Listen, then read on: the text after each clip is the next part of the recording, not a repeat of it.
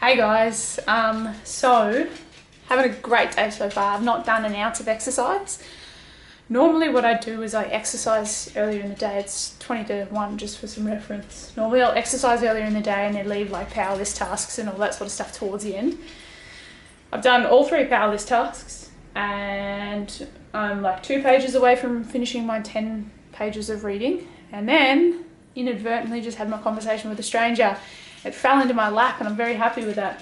So we live in an apartment building and our doorbell just got rang and I was like, hello. He's like, oh, I'm just here for a safety inspection.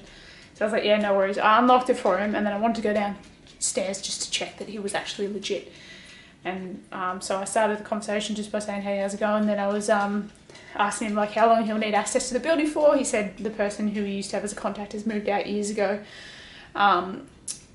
And I said, like, I'm here all day if you need any more access. Then I noticed he was obviously wearing a mask because we were still in stage 4 restrictions with mask rules and stuff like that. It had Chewbacca on the side. And I was like, oh my God, your mask is sick. Like, that's awesome. He's like, yeah, thanks. My wife, got them all. And I said, oh, like, where did you get them? He's like, my wife got them all. The 2 kids both have Yoda on theirs and she has like a little Ewok on hers. And I was like, yeah, that's awesome. So conversation with a stranger done, told him to have a great day, said see you later. It always makes me happy when I have good, positive conversations with strangers. And that's the one thing I'm really learning from this phase 3 challenge. Like, it's a massive learning curve for me. I've always wanted to be a more confident person who can just approach anyone and talk to anyone. But phase 3 is actually making me become that person because I'm forced to talk to a stranger every day. Back in the day, I would have probably let him in and not even gone out to see who was there, or I probably would have for safety, but I would have been, I guess, maybe colder to the point where we didn't have a proper conversation. Would have just been like, okay, I'm here all day if you need. Instead, I chose to compliment the mask and it led to a conversation. So, and like I said, I always come away from them feeling better. I genuinely think that as humans, we crave human connection. We enjoy being social. And I think that sort of self-esteem issues and low confidence in people and low self-worth and all that sort of stuff leads to people being afraid of other people and afraid of connecting with other people, and it leads to a lot of issues in life, and it leads to a lot of issues in society. As a society, our sense of community is very much diminished, and it comes from that low sense of self-worth and that low sense of confidence to the point where people don't have positive interactions with people anymore. And honestly, it adds to your life. It makes you feel better about your day when you have a nice exchange with someone.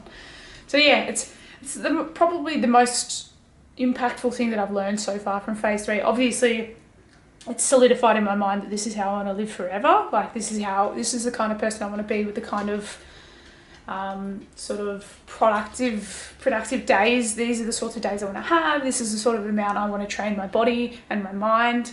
But more than that, like I said, it's made me realise you don't really have anything to fear about other people. And when you choose to talk to people and start a conversation, even with a stranger, 9 times out of 10, and they will want to continue the conversation. They will also enjoy themselves.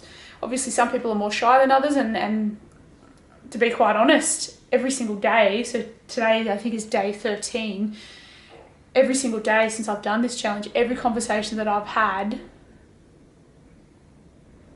honestly, I've always gotten something back, and I've always been able to push it and ask a few more questions and continue the conversation on.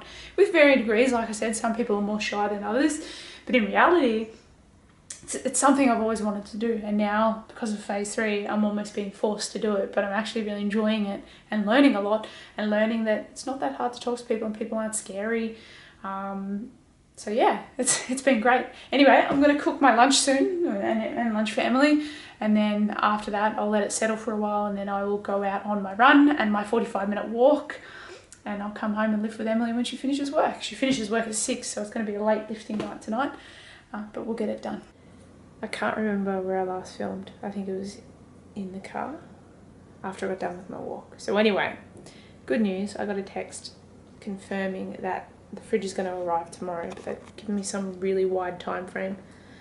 I think it's a 4-hour time frame, 4 hour and 40-minute time frame or something ridiculous.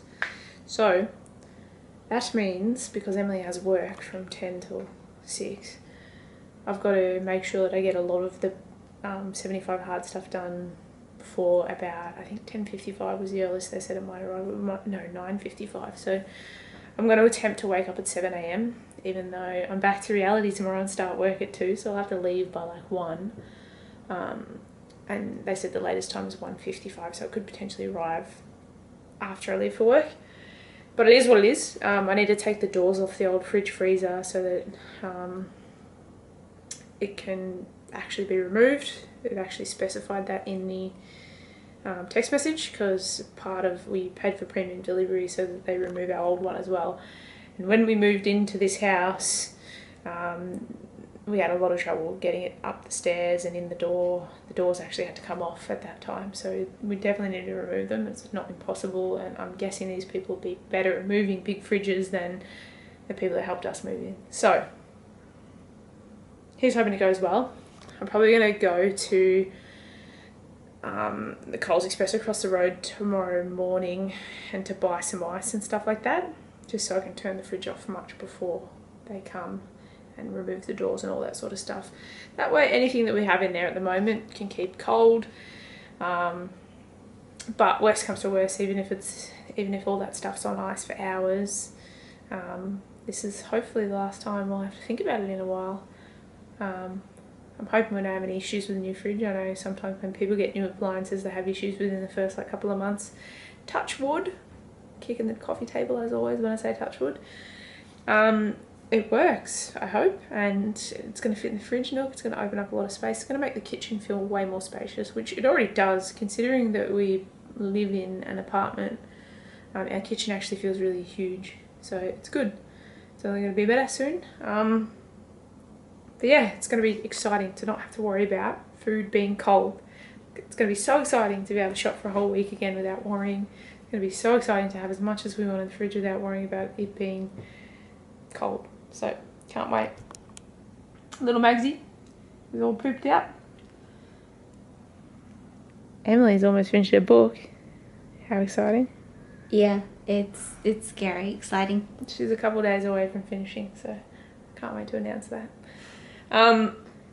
Maggie has really bonded with me over the past little bit. Probably, if I'm honest, since COVID and since I've had to be home all the time.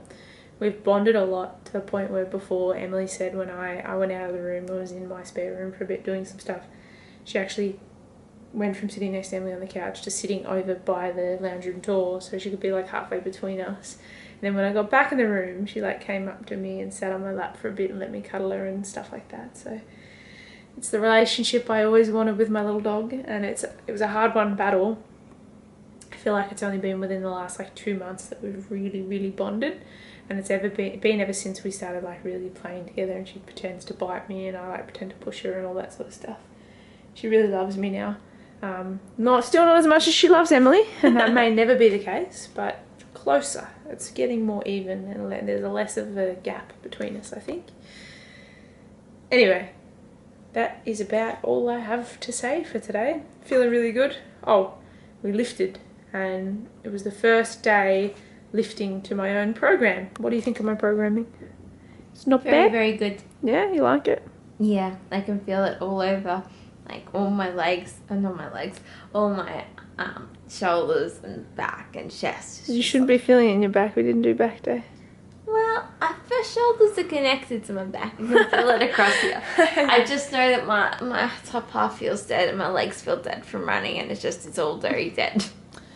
Yeah, I feel ya.